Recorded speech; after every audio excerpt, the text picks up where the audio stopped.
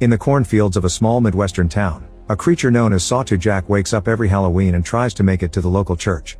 The locals know they must stop him if they don't want a disaster to happen, so they have a traditional ritual they repeat every year called the Run. All the town's teenage boys must go after Sawtooth Jack and kill him before midnight, then everyone gets to eat the candy hiding in his body among the organs. Whoever kills Sawtooth Jack is considered a hero and wins a house for his family, $25,000, a car, and permission to leave town, which usually is forbidden. They also think it blesses the harvest. Girls aren't allowed to join the run, and each family can only send one son. In 1962, a group of masked boys go out to hunt for the monster. One of them is standing alone on the road, very scared and unsure of how to proceed. Suddenly Sawtooth Jack appears behind him and the boy screams as he gets killed. Moments later, the boys find the burning body of their friend and see Sawtooth Jack standing in the middle of the cornfield.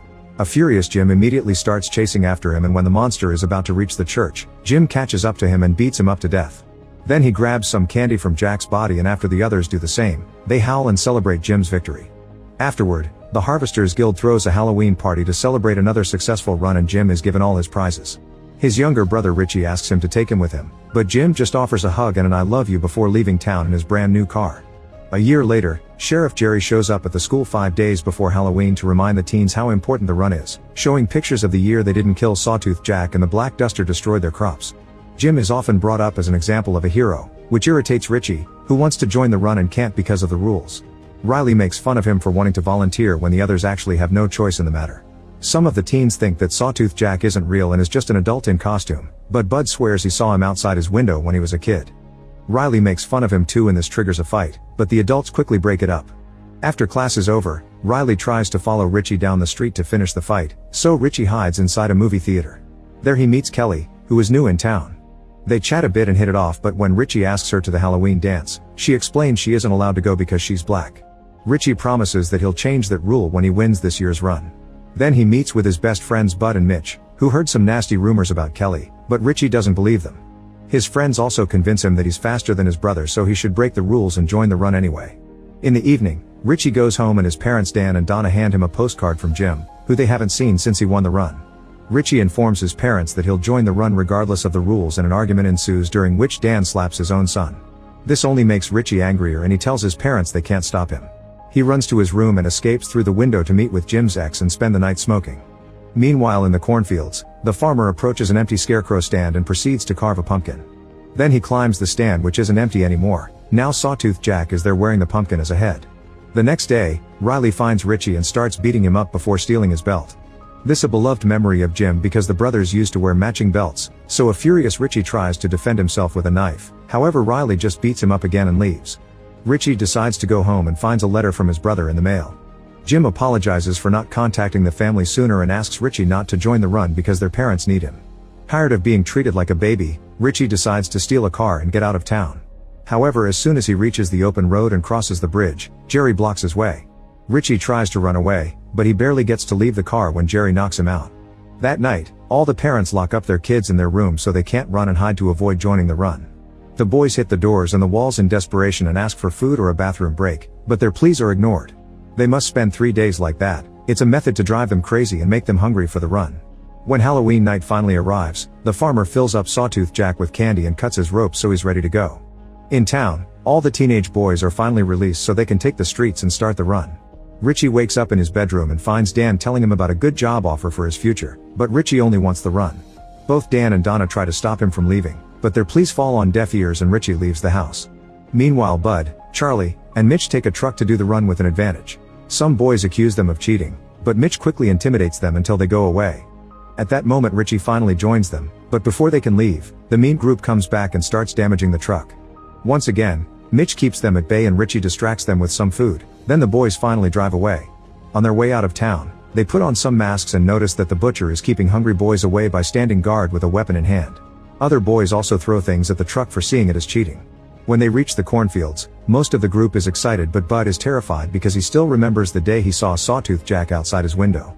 Unlike his friends, he doesn't want to do this. Suddenly, the truck hits something on the road and Mitch has to stop it to avoid crashing. The truck won't start, so they get out and take a look only to find the road empty.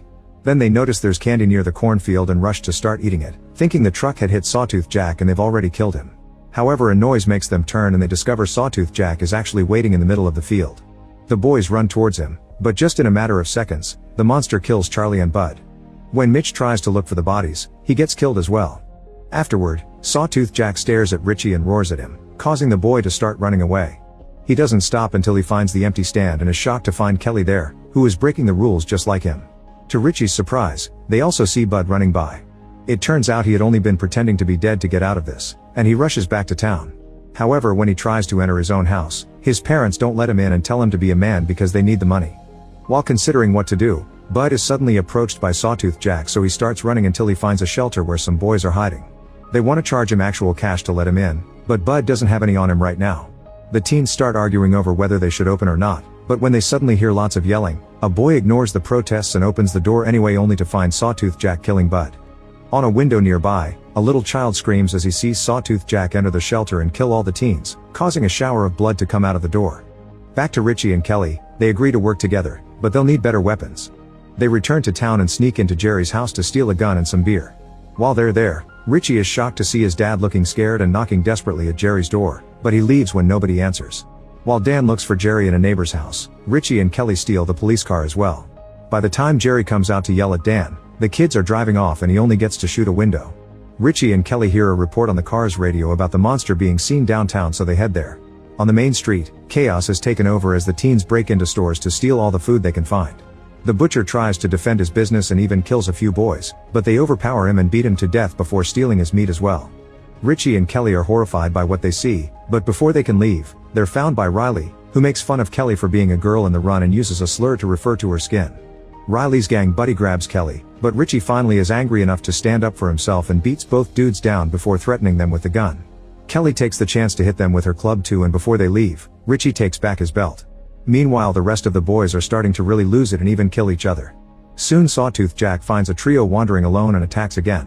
Not far from there, Richie tells Kelly of the bad rumors he's heard about her and that he doesn't believe them, but Kelly confirms he did burn down an old guy's barn because he was a racist prick. Richie shares that he misses his brother and they haven't heard from him except for the occasional postcard, and Kelly confesses her parents are dead. Their conversation is interrupted when they hear another report on the radio. Apparently Sawtooth Jack was seen on Oak Street. The duo leaves in that direction without knowing the report is fake and Jerry is setting up a trap. Once they reach Oak Street, they find a statue covered with blood before Sawtooth Jack appears in front of them. Richie rushes to confront the monster, but he freezes when he notices Jack is wearing his brother's belt. Kelly cuts in to hit the creature with her club, but Sawtooth Jack hits her back and disappears while Richie checks on her. At that moment a neighbor comes out and makes them leave by threatening to shoot. The duo makes it back to the car and are found by Jerry, who points his gun at Richie through the window. He insults Kelly's parents and reveals he killed them when they tried to leave the town. Furious, Kelly starts hitting him and causes him to shoot his gun. The shot ends up grazing the side of her head. Richie immediately pushes Jerry away and the duo leaves the car to escape. In the meantime, Sawtooth Jack goes to Jim's old house and sees all the messages on the wall from the 3 days Jim had been locked down in his room before the run. Screeching at the sight, the monster burns the whole building down. Not far from there, Dan meets with Jerry and tells him he can't do this. However, Jerry yells at him, explaining that the year they didn't do the ritual, he lost a beloved relative, so this town needs to be brave and do what it needs to be done. Dan cries but can't fight against a cop. Moments later, they arrive at Richie's home, where Donna is clearly spaced out because she took too much medicine. Richie starts asking questions about the previous winners, and they all have a similar future. They either went far away and haven't contacted their families, or they died in accidents. Getting suspicious, Richie guesses that Donna wrote the postcards and the letter, not Jim. He begs his mother for the truth, but Donna says this has to end and self-deletes instead. Her words confirm Richie's suspicions. The winners aren't living a great life somewhere fancy, they're sacrificed so that Sawtooth Jack can return in their bodies the following year. Kelly wants to leave town but Richie refuses, saying he must put an end to this. Downtown, the locals panic over the huge fire at Jim's old house. Jerry is approached by Riley, who tells him he saw Sawtooth Jack nearby, so Jerry pulls him into the car and gives him his gun with the hope of making him this year's winner. Richie and Kelly go to the church to wait for Sawtooth Jack and are surprised to find Dan inside. An argument ensues as Richie calls his father a monster, but Dan swears no parent knows anything until their son wins. Then they're sworn to secrecy by the Jerry and Harvesters Guild, who would kill them if they tried to leave or told anyone. Dan wants Richie to leave and let him do the fighting, but he has a breakdown when he hears his wife is dead. At that moment, the church's bell starts ringing and Sawtooth Jack appears outside. Richie rushes to receive him and calls him Jim, showing he means no harm. Unfortunately, Riley arrives and shoots the monster, so Kelly runs to hit him while Richie cradles Jack in his arms. Jerry cuts in as well and makes Riley try again, but after a second shot, Richie keeps Riley at bay by threatening him with his own gun. To Richie's shock, Sawtooth Jack grabs his hand and turns it around as a plea to end his suffering. Wanting this to end too, Richie apologizes to his brother and pulls the trigger. The boys rush to grab the candy and Jerry congratulates him for his success, but Richie only feels numb.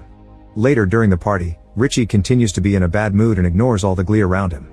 However, when he sees Kelly arrive, he dances with her and kisses her, not caring about all the bigots judging them for being an interracial couple. Kelly secretly gives him a gun and they agree to run away together later. After the party, Richie leaves in his brand new car and ignores Jim's ex when she asks him to take her with him. While Richie drives away, Dan approaches Jerry to try to shoot him for revenge, but Jerry knocks him down. Moments later, Richie picks Kelly up and they start driving out of town. Soon Jerry appears in the police car and starts chasing them, so Richie tries to speed up. However, he almost crashes into another vehicle on the road and has to stop the car. Richie makes Kelly hide, then he gets out of the car, only for Jerry to make him walk into the cornfields at gunpoint. When they make it to the empty stand, Richie suddenly turns around and shoots Jerry twice to kill him. Unfortunately, this isn't over yet. The farmer shows up and hits Richie on the head to make him fall on the grave he's already dug. Richie takes out his knife and asks for mercy, but the farmer breaks his hand and then starts burying him alive. After he's finished, the farmer leaves, revealing he had been in the vehicle that blocked Richie's car. Once she's sure she's alone, Kelly finally comes out of hiding and is found by Dan, who tells her to take the chance to leave town. Crying her heart out, Kelly escapes without any more interruptions. A year later, the farmer digs out Richie's body and gets the pumpkin ready, which slowly becomes the boy's new Sawtooth Jack head. On Halloween night, Dan shows up and frees the monster, still calling him Richie. When the farmer shows up, Dan kills him, then tells his monstrous son to burn the whole town down.